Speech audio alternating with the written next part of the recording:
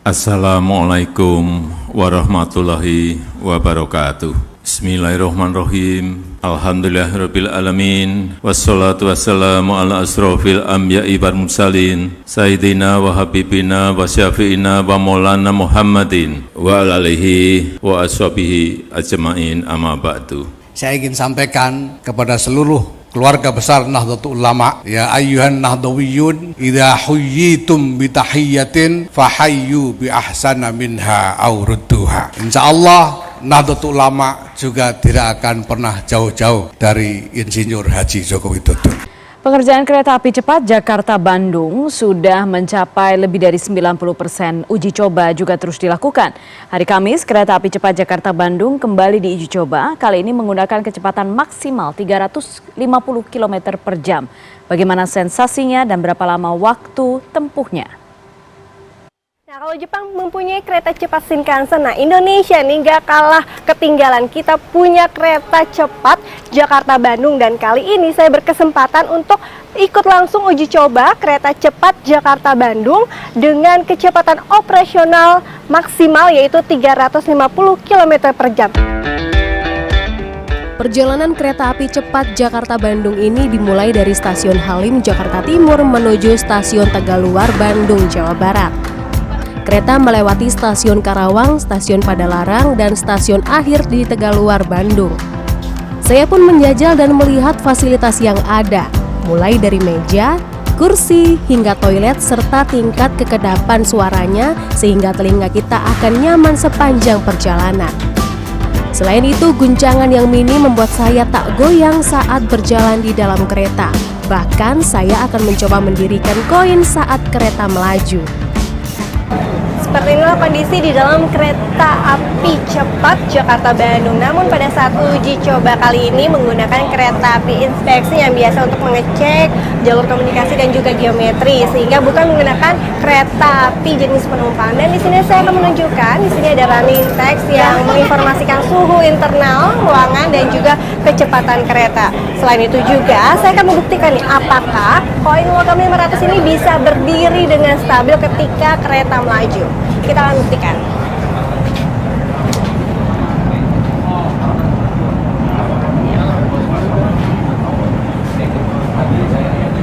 Nah, ternyata kereta melaju, namun koin 500 saya ini tetap bisa berdiri dengan stabil. Artinya koin ini bisa berdiri dengan stabil karena jalurnya memang lurus sehingga minim guncangan, dan juga membuktikan bahwa kereta api cepat Jakarta-Bandung ini menggunakan kecepatan maksimal atau pada saat ini atau pada saat uji coba menggunakan kecepatan 350 km per jam. Menteri Koordinator Bidang Kemaritiman dan Investasi Luhut Binsar Panjaitan juga turut menjajal. Luhut mengaku merasa nyaman. Hasil report daripada software yang mereka punya, ngetes semua tadi, hasilnya sangat baik. Jadi tadi saya kira Pak Menteri Perhubungan nanti bisa beliau nambahkan, tadi juga ada Ibu Uni dari media, itu udah melihat betapa nyamannya naik kereta api ini. Karena menurut saya tingkat suara, kekedapan suara, kemudian tadi kegoyangannya dan sebagainya, itu betul-betul tadi sangat bagus. Pengerjaan kereta api cepat Jakarta-Bandung pun sudah mencapai 92%. Untuk tarif sendiri saat ini masih dalam kajian.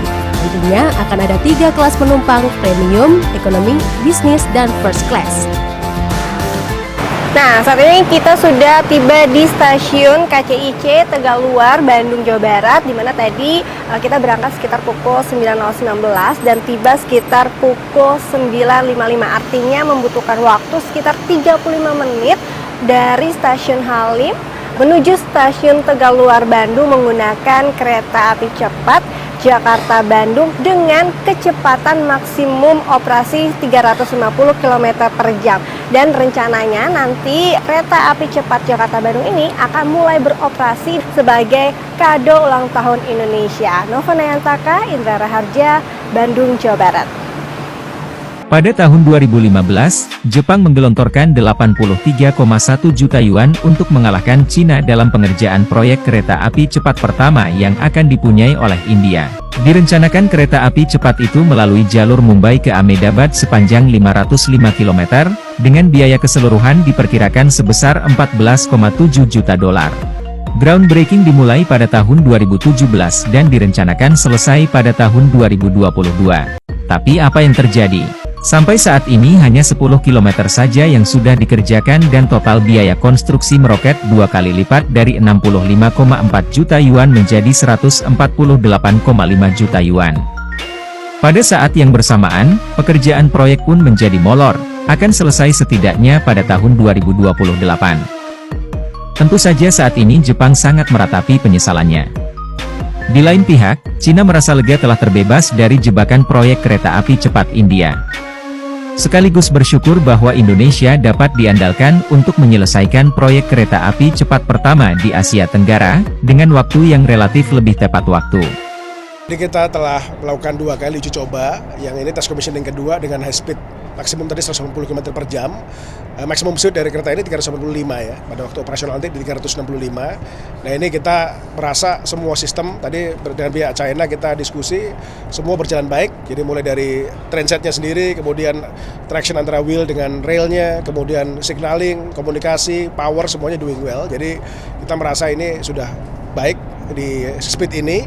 Cuman memang ada beberapa PR terkait dengan proteksi dari lokasi ini, pagar, kemudian sound barrier, supaya nanti pada waktu speednya mencapai speed maksimum ini tidak mengganggu masyarakat. Karena memang kalau speednya tinggi sekali nanti ada angin yang akan membuat juga nanti ada gangguan. Nah ini kita lagi kaji apa saja yang harus kita lakukan. Wika nanti akan melakukan perbaikan-perbaikan. Setelah itu baru kita akan maju ke 385. Kalau untuk itu kan sistem keamanan di luar dari Iya. Kalau di dalam kereta bagaimana Mas? Di dalam tadi sudah kita review bersama, termasuk parameter. Tadi kan ini kan kereta inspeksi ya. Tadi itu parameternya lengkap semua, parameternya semua nggak ada isu. Kita cek yang paling krusial kan powernya, power on dari ujung ke ujung, semuanya aman. Kemudian yang kedua communication signal ini kan menggunakan bandwidth khusus ya untuk kereta cepat ini, itu juga aman, tidak ada interference. Dan juga dari sisi kualitas daripada tracknya juga dites tadi, terutama yang bagian yang subgrade yang di tanah juga masih bagus, semua baik. Jadi Saudara, saat ini saya diberi kesempatan untuk mencoba kereta cepat Jakarta-Bandung. Saya akan mencoba jalur dari Stasiun Halim sampai Stasiun Tegal Alur.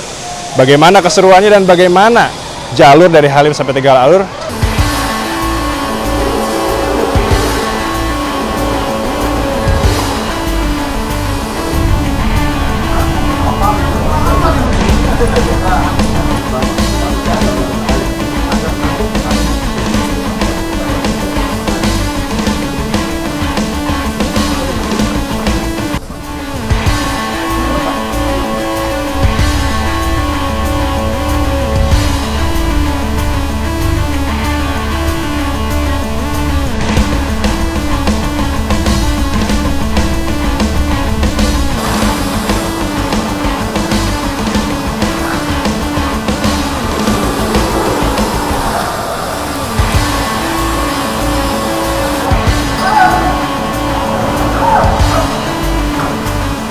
Jadi kita telah melakukan 2 kali uji coba, yang ini test commissioning kedua dengan high speed maksimum tadi 180 km per jam. Maksimum speed dari kereta ini 385 ya, pada waktu operasional nanti di 365. Nah ini kita merasa semua sistem, tadi dengan pihak China kita diskusi, semua berjalan baik. Jadi mulai dari trainsetnya sendiri, kemudian traction antara wheel dengan railnya, kemudian signaling, komunikasi, power, semuanya doing well. Jadi kita merasa ini sudah baik di speed ini. Cuman memang ada beberapa PR terkait dengan proteksi dari lokasi ini, pagar, kemudian sound barrier, supaya nanti pada waktu speednya mencapai speed maksimum ini tidak mengganggu masyarakat. Karena memang kalau speednya tinggi sekali nanti ada angin yang akan membuat juga nanti ada gangguan. Nah ini kita lagi kaji apa saja yang harus kita lakukan. Wika nanti akan melakukan perbaikan-perbaikan. Setelah itu baru kita akan maju ke 385. Kalau untuk itu kan sistem keamanan di luar dari Iya. Kalau di dalam kereta bagaimana Mas? Di dalam tadi sudah kita review bersama, termasuk parameter. Tadi kan ini kan kereta inspeksi ya. Tadi itu parameternya lengkap semua, parameternya semua nggak ada isu. Kita cek yang paling krusial kan powernya, power on dari ujung ke ujung, semuanya aman. Kemudian yang kedua communication signal ini kan menggunakan bandwidth khusus ya untuk kereta cepat ini, itu juga aman, tidak ada interference, dan juga dari sisi kualitas daripada tracknya juga dites tadi, terutama yang bagian yang subgrade yang di tanah juga masih bagus, semua baik. Jadi tadi dari pihak China confident secara teknis tidak ada isu, lebih ke sisi protection nanti, termasuk di beberapa daerah yang ada tebing itu harus di reinforce supaya tidak ada risiko kalau longsor dan sebagainya. Saudara, saat ini saya berada di kereta cepat Jakarta-Bandung yang sekarang sedang menuju kembali ke Jakarta. Setelah sebelumnya, jarak dari Jakarta ke Bandung, atau mungkin saya sudah mengalami perjalanan dari Jakarta ke Bandung ini dengan waktu hanya 1 jam saja, dan dengan kecepatan 180 km per jam. Dan nantinya di uji coba berikutnya akan dicoba dengan kecepatan penuh atau dengan kecepatan operasional, yaitu sekitar 365 km per jam. Tentu kita harus bersabar agar bisa menikmati layanan kereta cepat Jakarta-Bandung ini nanti mungkin sekitar akhir tahun. Dan tentu ini menjadi salah satu transportasi yang nantinya mungkin akan membantu untuk jalan-jalan ke Bandung atau dari Bandung jalan-jalan ke Jakarta tanpa harus mengkhawatirkan adanya kemacetan. Bismillahirrahmanirrahim. Assalamualaikum warahmatullahi wabarakatuh.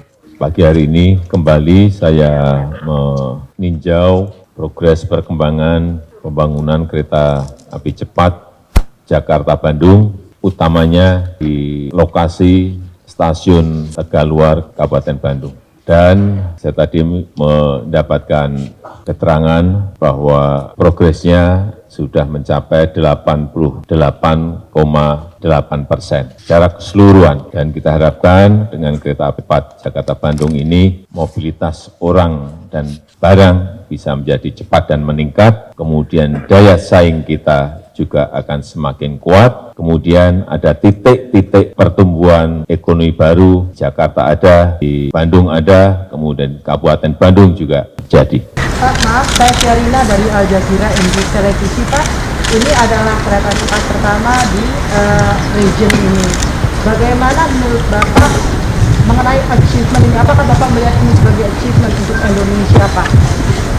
Ya, ini memang kereta api cepat yang pertama di kawasan, di ASEAN. Dan kita mengharap nanti terjadi konektivitas antar negara, entah disambungkan itu dengan pelabuhan, entah itu disambungkan dengan airport, dan entah nanti juga bisa disambungkan dengan kereta cepat seperti ini. Dan itu sudah menjadi gagasan besar di ASEAN agar konektivitas antar negara-negara ASEAN ini tersambungkan secepat-cepatnya dalam rangka daya saing ASEAN. Pak Jokowi, bagaimana perasaan Bapak melihat pertama kali kereta cepat Indonesia, Pak?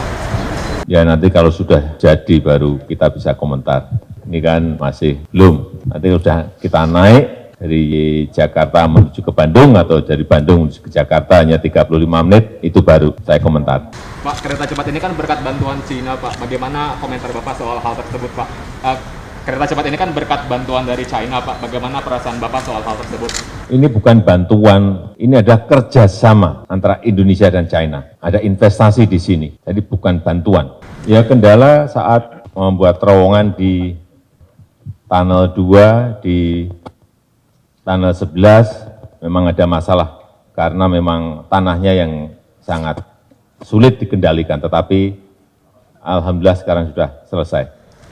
Pak Jokowi, izin Pak, saya Irman, wartawan IDN Times, Pak. Soal rencana Presiden Xi Jinping mau ke sini meninjau kereta cepat itu rencana pastinya kapan, Pak? Sama satu lagi soal peluncuran kereta cepat ini tahun depan, bulan pastinya kapan gitu, Pak? Dengan Presiden Xi Jinping masih dibicarakan, belum final. Bapak Presiden. Dan peluncuran nanti untuk operasional insya Allah kurang lebih nanti di 2023. Terima kasih, saya Novi dari Investor Daily. Bapak Presiden, seiring dengan berakhirnya COVID-19, kita lihat banyak industri, khususnya industri retail dan pusat perbelanjaan yang masih belum bisa berdaya. Apakah dalam hal ini untuk kita membangkitkan kembali industri retail dan pusat perbelanjaan ini, apakah ada sesuatu atau hal-hal yang memudahkan para pelaku usaha supaya mereka bisa bangkit kembali? Terima kasih. Itu terjadi di semua negara. Di industri retail turun, tetapi bukan hanya karena pandemi, karena sekarang orang masuk ke platform digital, ke marketplace, dan diantar langsung ke rumah, bebas ongkos kirim. Ini adalah platform perusahaan teknologi yang mempercepat kita dalam berbelanja sesuatu barang. Persaingannya ada di situ. Jadi kalau usaha-usaha retail tidak menyesuaikan dengan perkembangan teknologi, yaitu yang harus dikerjakan oleh mereka. Ada ekonomi lokal, ekonomi nasional. Terima kasih. Wassalamualaikum warahmatullahi wabarakatuh. Merdeka! Tempat ini menjadi saksi bagaimana pidato Bung Karno selalu menggetarkan. Dedication of life disampaikan di sini, mengajarkan kita agar bisa mengabdi pada bangsa dan negara. Pak Jokowi mewujudkan itu. Infrastruktur yang hebat, IKN yang tidak hanya memindahkan tempat dan ibu kota, tapi membuka mindset, merubah mindset untuk menjadi negara maju. Hari ini kita meneguhkan hati, bekerja keras dengan api semangat yang tak pernah padam, menangkan PDI Perjuangan dan calon presiden PDI Perjuangan Ganjar Pranowo. Siap!